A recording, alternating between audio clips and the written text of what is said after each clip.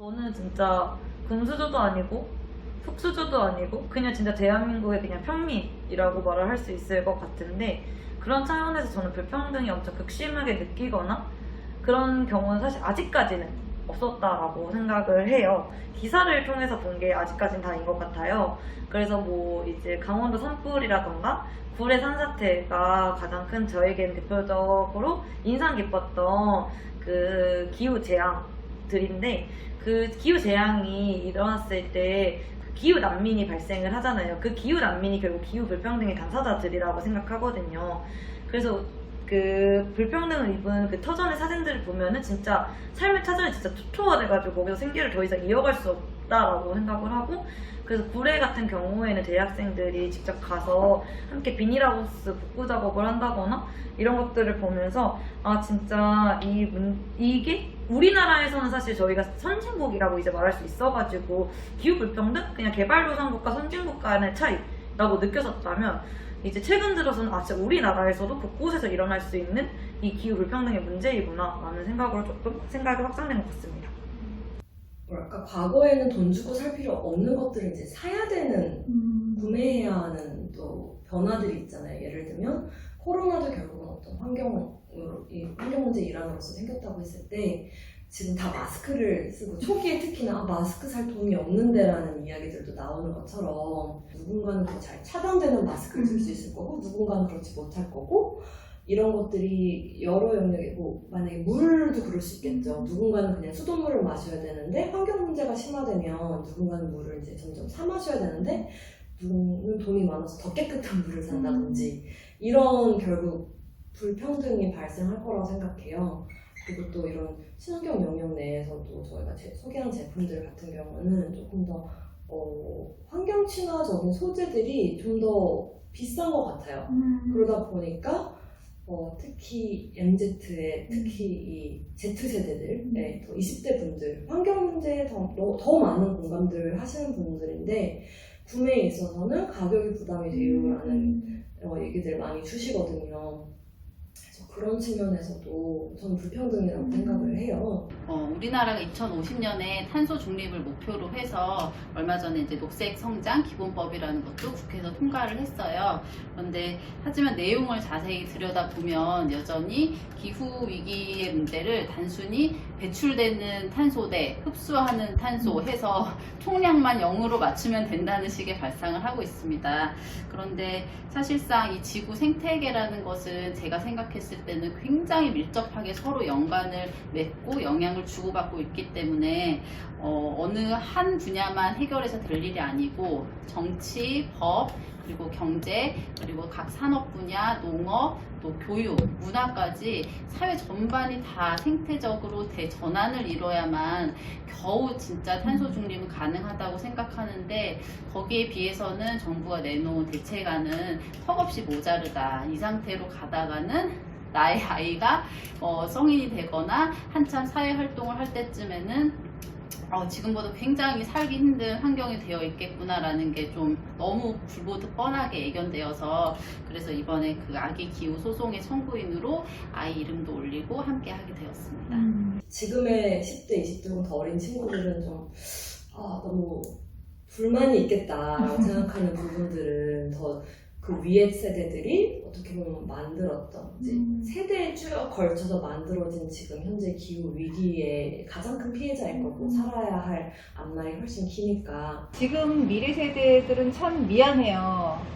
본인들이 배출하지도 않은 이산화탄소, 본인들이 하지도 않은 거에 대해서 책임을 지고 거기에 대한 피해를 받아야 되고, 그래서 그런 세대별 불평등도 사실은 저도 또 자녀가 있다 보니까 그런 걸 느끼게 되고, 파주 지역은 남쪽은 신도시가 있고요, 운정 신도시가 있고, 북쪽에는 예전부터 있었던 도시, 이제 시골이에요 보통. 그래서 그렇게 크게 나눠지긴 했는데, 그러다 보니까 이쪽 신도시에는 소비도 더 활성화되고 에너지도 더 많이 쓰고, 그리고 쓰레기 배출량도 더 많고 그런 상황인데, 실제로 이제 북쪽의 시골에서는 뭐 에너지도 안 쓰고 뭐 그런 상황인데, 어떤 발전소라던가 쓰레기 소각장이라던가 그런 건 다 북쪽에 이제 환경 기피 시설이죠. 그런 게 몰려 있다 보니까 일단 당장 체감하는 거는 그런 부분에 있어서 또 저희 그 환경단체다 보니까 뭐 시민들 제보라던가 그런 걸 제가 접하면서 이게 지역적인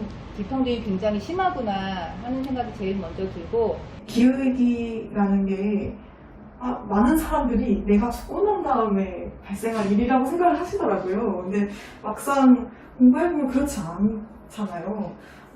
IPCC 보고서에서도 2021년부터 2040년 그 사이에 아마 1.5도까지 우리가 오를 거다 이런 얘기를 하고 있고, 우리가 어쨌든 탄소 중립하고 막 바뀌고 노력을 해도 1.5도까지는 분명 오른단 말이에요. 2도까지 오르기도 하고. 그러면 앞으로 계속해서 평균 기온이 올라간다는 거고, 너무 빨리 오르고 있기 때문에 이상기후 현상은 계속 발생할 거고, 적응을 못하는 경우도 많을 거고, 이게 기성세대가 좀 관심이 진짜 없어 보이긴 하는데 본인들도 기후위기의 당사자예요, 제가 느끼기에는. 그래서 이게 먹고 사는 문제랑도 또 직결이 되고, 우리가 식량 문제 얘기 많이 하잖아요, 기후위기 얘기하다 보면. 그래서 이게 전혀 갓 태어난 아이들의 문제가 아니다, 거의 전 세대가 기후위기의 당사자다, 저는 그렇게 생각합니다. 네, 기후위기나 환경 문제나 관심 있는 분들은 많은데, 제가 보면 관심은 있지만 조금 더 뭐 극적으로 공부를 한다든지 진로를 기후위기 쪽으로 잡는다든지 이런 걸 망설이시는 경우가 많거든요. 그게 어떻게 먹고 살지? 이런 고민이 많으셔서 그런 것 같아요. 근데 제가 느끼기엔 앞으로는 조금 더 가짓수가 많아질 것 같아요. 기후위기랑 관련된 직업들이. 실제로 기후위기 대응을 위해서 우리가 뭘 해야 된다고 해서 여러 가지 탄소 중립과 관련된 수단들이 제시가 많이 되고 있는데, 좀 얘기를 들어보면 에너지나 어떤 산업이나 수송이나 이 다양한 부문에서 변화가 좀 많이 일어나거든요. 산업의 변화가 일어나더라고요. 우리 4차 산업혁명처럼 기후위기 대응을 위해서 또 새로운 변화가 일어나고 있어요. 그런 걸 보면 앞으로 좀 새로운 직종이 많이 생기게 할 것 같고, 거기에 대한 어떤 진로들도 많이 바뀔 것 같아요. 미래형이 아니라 현재형으로 얘기하고 싶은데요. 식량 위기가 있죠. 지금 전 세계적인 식량 위기가 벌어지고 있는데요. 물론 이 식량 위기가 단지 기후위기 때문에만 벌어진 것은 아닙니다. 올해 봄에 찾아온 폭염 때문에 전 세계에서 지금 밀 생산이 큰 차질을 빚고 있어요. 한국도 주식이 쌀인 것으로 알려져 있지만 실제로는 쌀 생산량은 점점 줄고 있고 밀 소비량은 점점 늘어나는 나라입니다.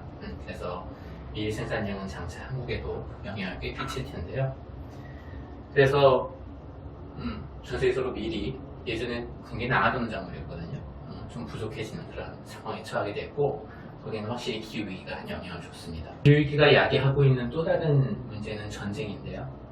기후위기가 낳은 식량위기, 기후위기가 낳은 에너지위기, 이런 것들이 이 제국주의가 경쟁을 낳고 있고, 그것이 전쟁을 낳고 있기도 하고, 또한 이런 전쟁이 다시 에너지위기와 식량위기를 심화시키고, 사실 어찌 보자면은 기후위기라는 게 어떤 배경적인 요소가 되긴 했지만, 사실 자본주의 사회가 그동안 작동되어 방식 자체가 지금 완전히 사태를 점점 더 악화시키는 악순환에 빠져들고 있다고 보는 게 맞을 것 같아요. 오늘날 기운동네 사회자들은 그렇게 물어봅니다. 이들에게는 이제 사회주의냐 멸종이냐 하는 길이 놓여 있다고 말이죠. 여기는 WMO라고 세계 기상기구라고 있는데, 지금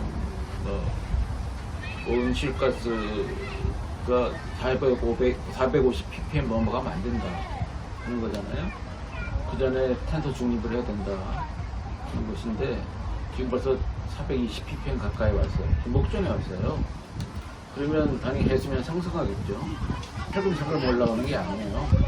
또 당에다가 이제 드라박 같은 걸 물으면 막 붙듯이 출렁거리면서 막 뒤집히면서 물이 올라올 거예요. 여기다 지금 103층짜리 빌딩을 짓겠다 그래요. 원래 151층짜리 쌍둥이 빌딩을 지으려고 그렇게 광고를 했다가 돈이 안 되니까, 그래서 130층짜리 졌다고 합시다. 무너질 것 같아요. 갯발에 처박질 것 같아요. 여긴 가장자리에 문학산에서 떠다니는 토성으로다가 제방을 쌓고, 그 안에다가 바다 높이보다 뭘 채워놨잖아요. 육상의 흙을 채운 게 아니에요. 육상의 흙은 돈도 많이 들고, 그리고 저항이 심해서 어디서 퍼와요. 그러니까 바깥에 있는 계획을 퍼다가 안에다가 와르르 집어넣고 그 바깥에 계획이 얼마나 망가졌겠어요. 흙은 생태계는 표피가 중요해요. 표토, 겉흙이 중요해요. 그리고 수많은 씨앗들이 있죠. 지금 현재 싸그리 없어졌어요. 모래도 퍼가고 해운대 가면 볼 수 있는 모래는 인천에서 가져갔어요. 그 갯벌은 지구온난화의 가장 확실한 그 예방 하는 곳이에요. 배수 이제 바닷물이 높아지면 파도가 아주 세질 거 아니에요. 1도만 높아져도 태풍이 2배 이상 강해진다는데 그걸 쭉 완충해졌어요. 영양가로 따지면 가장 단위 면적당 영양가가 높은 데가 논이에요. 논의 10배가 갯벌이에요. 그리고 육상에서 나오는 오폐수를 자연 정화해줬고 그러면서 거기 수많은 어패류가 뭐예요? 어패류들 이산화탄소가 결집되어 있는 거잖아요. 그 다음에 펴놓고 이 콘크리트를 잔뜩 세워놨는데 콘크리트는 같은 무게의 이산화탄소를 뿜어야만 만들어져요. 콘크리트는 태워야 되는, 난 태우는 거거든요.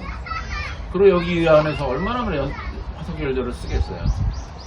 얼마나 많은 승용차들이 다닙니까? 여기는 승용차 없이는 살기가 참 불편한 데인데.